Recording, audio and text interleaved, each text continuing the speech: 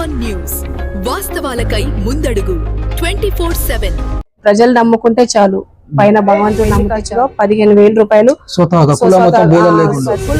చావు కోసం అప్పులు చేసిన వాళ్ళు కూడా ఉంటారు, పెళ్లిళ్ళ కోసం అప్పులు చేసిన వాళ్ళు కూడా ఉంటారు. అట్లా కాకుండా ఒక మనిషి చనిపోతే ఏ కులం వాళ్ళైనా నా ఓటర్లు నా ప్రజలు అయితే వాళ్లకు ఒక 10,000 నా V1 న్యూస్ ప్రేక్షకులందరికీ నమస్కారం. ఈరోజు బోధన్ 24వ వార్డు నుంచి పోటీ చేస్తున్న వనం కృష్ణవేణి గారితో మనం లైవ్లో ఉన్నాము. స్వతంత్ర అభ్యర్థిగా చివరి వరకు పోరాడి ఈరోజు ఎన్నికల బరిలో ఉన్నారు. చాలామంది స్వతంత్ర అభ్యర్థులు వచ్చారు, నామినేషన్ను డ్రాప్ చేసుకుని వెళ్ళిపోయారు. కానీ వనం కృష్ణవేణి గారు ఈరోజు కూడా ప్రజా సమస్యల కోసమే వార్డులో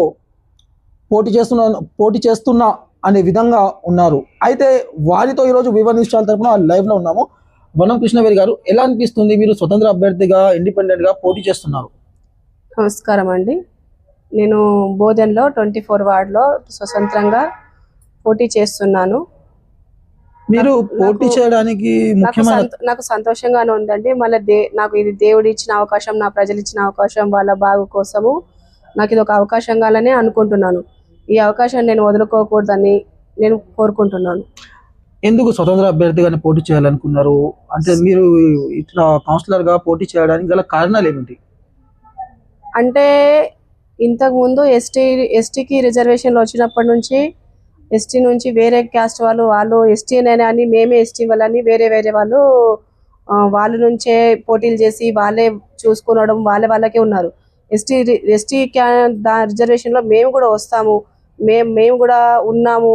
మా ఎస్టీ వాళ్ళకు కూడా కానీ ప్రజలకు కానీ ఏదైనా కానీ మా క్యాస్ట్ నుంచి మాకు వచ్చిన అవకాశాన్ని మేము వదులుకోకూడదని పోటీ చేయాలి. ప్రజల కోసము మేము ఏదైనా సేవ చేయాలని దానికోసమే మేము పోటీ చేస్తాం. ఇప్పుడు కాంగ్రెస్ పార్టీ ఉంటే వాళ్ళ పార్టీ నుంచి వాళ్ళకు చాలా మంది సహకరిస్తారు, అదే విధంగా ఎన్ని పార్టీలు ఉన్నాయో అదే విధంగా సహకరిస్తారు. మరి మీకు ఎవరైనా సహకరిస్తున్నారా?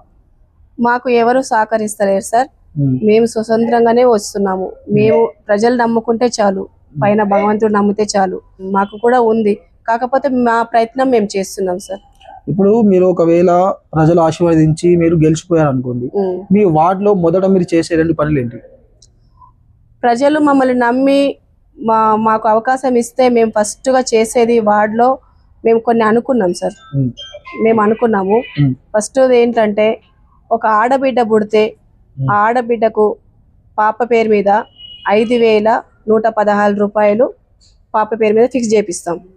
అది ఆ అమ్మాయి పెరిగి పెద్దగా అయ్యి 18 ఏళ్ళు, ఒక 20 ఏళ్ళు పెళ్లి వయసుకు వచ్చిన నాటికి ఈ డబ్బులు అంతా ఆమె పేరు మీద ఫిక్స్ చేసినాయంతా ఆ పాపకి భవిష్యత్తు కానీ, చదువు కానీ, పెళ్లిళ్ళకి కానీ, గరీబోళ్ళు ఇవాళ చదువు కానీ పెళ్లిళ్ళకి కానీ ఆడపిల్ల దీనికి పెట్టాలా, దీనికి చెయ్యాలా, దీన్ని కనాలా అన్నట్టు మా ఆడపిల్లల్ని ఒక ఆడవాళ్ళ మీద ఒక ఉద్దేశంలో ఉన్నారు. ఒకవేళ 5,000 డిపాజిట్ ఫిక్స్ చేస్తే పుట్టిన పిల్లకు అది పెళ్ళేంత వరకు ఒక అందాజా ఎన్ని రూపాయలు అవ్వచ్చు? అవుతుండొచ్చు సార్, 2 లక్షల దాకా అయినా. దాంట్లో ఇంకొక 4 రూపాయలు వేసుకొని వాళ్ళ పెళ్లికైనా చదువుకైనా ఒక వెళ్ళిపోతుంది కదా. గరీబ్ వాళ్ళకు ఒకటి ఖర్చు అనేది వెళ్ళిపోతుంది కదా. ఇలా పెళ్లిళ్ళు చేయాలంటే ఒక ఆలోచన వస్తున్నారు, పిల్లల్ని కనాలంటే ఆడపిల్లలు కనాలంటే భయపడుతున్నారు.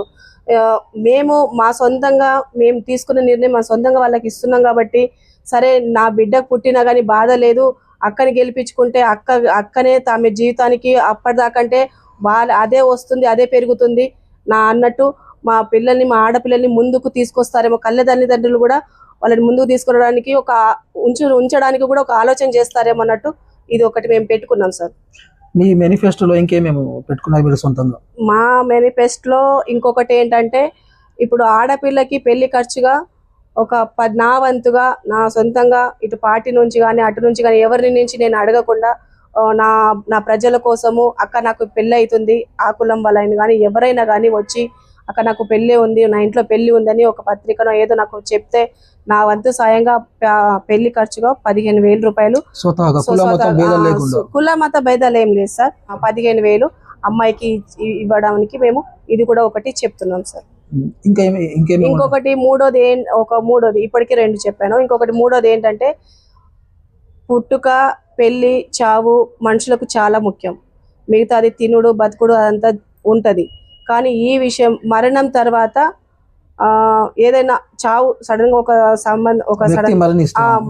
ఒక వ్యక్తి మరణిస్తే అది టైంకు ఒకరి దగ్గర ఉంటుంది, ఒకటి ఉండదు. ఈ చావు ఖర్చులకు ఎవరి దగ్గర అప్పు చేయాలన్నా, ఎవరి దగ్గర చేప అడగలనా, ఇంటి వాళ్ళైనా మనకు అడిగితే ఇస్తారో ఇయ్యరో, ఇలా బంధువులైనా ఎవరైనా సాయం చేస్తారో చేయరో అన్నట్టు ఒక మనిషి మనసులో ఒక బాధ ఉంటుంది.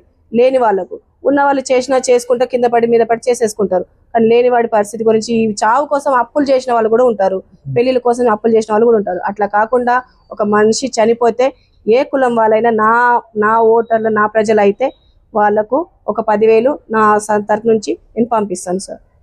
అది 10,000 రూపాయలు మరణించే వారికి సాయం చేస్తాను. 10,000 రూపాయలు నేను పంపిస్తాను. అయితే మీరు మీ వార్డు ప్రజలకు చెప్పాల్సింది ఏమైనా ఉందా?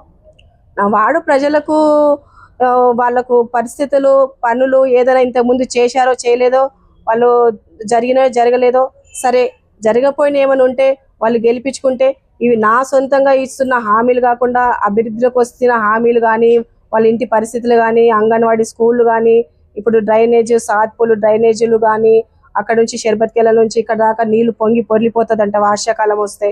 దోమలు అవి ఇవి పిల్లలు ఉంటారు, రోగాలు వస్తాయి, లేనిపోని రోగాలు వస్తున్నాయి సార్. ఇప్పుడు అవన్నీ ఒక బ్రిడ్జ్ లాగా మనకు సాత్పులు డ్రైనేజ్ అంతా కంప్లీట్ వరకు చేపిస్తాము. అంగన్వాడీ స్కూల్ కానీ, ఇంకా ఇంకొకటి ఏంటంటే రేషన్ తీసుకోవడానికి మా దగ్గర ఇక్కడ రేషన్ షాప్ కూడా లేదు. ఇంకొకటి ఇక్కడ నుంచి ఒక 4 దూరులు ముసలోళ్ళు వయసులు మోసుకొని వస్తున్నారు. మాకు కూడా ఇవి చేయలేదు, ఇంతకు ముందు చెప్పినాము చేస్తలేరు అక్క, పట్టి వదిలేసినాము, ఎవరిని అడిగితే ఎవరు చేస్తారు అన్నట్టు వాళ్ళ ఉద్దేశంలో ఉండి. మీరు ఇట్లా స్వతంత్ర అభ్యర్థిగా నిలబడడానికి గల కారణాలు ఏంటి, అసలు ఎందుకు నిలబడారు? ఇంతకు ముందు ఆ 24 వార్డులో నేను కూడా ఉన్నాను సార్.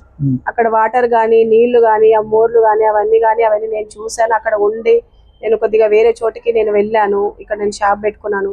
కాకపోతే ఇవన్నీ నేను ఎంక్వైరీ చేసి ప్రజలను అడిగితే, అక్క ఆ పనులన్నీ అట్లనే ఉన్నాయి, మాకు ఎవరు చేస్తలేరు, నువ్వన్నా ముందుకు వచ్చి మాకు సాయం చేయక్క, మా గురించి ఆలోచించక్క అని పేద ప్రజలు మాకు చెప్పారు. కాబట్టి వాళ్ళ కోసం, ప్రజల కోసం నేను ముందుకు వచ్చి పోటీ చేస్తున్నాను సార్. ప్రజా సమస్యల కోసమే మీరు స్వతంత్ర అభ్యర్థిగా పోటీ చేస్తున్నారు. అదే విధంగా మీరు ఇచ్చిన ఈ మేనిఫెస్టో 100% మీరు గెలిచిన తర్వాత అమలు చేస్తారనే గ్యారంటీ ఏంది ప్రజలకు? అసలు నమ్మకం ఏంది? అసలు ఏ విధంగా నమ్మకం ఇస్తున్నారు మీరు ప్రజలకు? సొంత పార్టీలతోని వీళ్ళతో నేను మాట్లాడి ఏదో వాళ్ళు చెప్పిన మేనిఫెస్టో వేసుకొని నేను హామీలు ఇస్తలేను. వాళ్ళ మీద నేను ఆధారపడి నేను ఇవన్నీ ముందుకు చేస్తానని వస్తలేదు. ఇది నాకు మంచిగా ఉంటే చాలు, నేను మంచిగా ఉన్నాను అన్నట్టు ఆలోచించే చేస్తున్నాను. వాళ్ళు ఇస్తారు, వీళ్ళు ఇస్తారు, నువ్వు చెయ్యమ్మా అని మేము చేస్తలేము సార్. మేము ఎందుకంటే ప్రజలు, నేను ఫస్ట్ టైం వచ్చాను, ఇండిపెండెంట్గా వచ్చాను.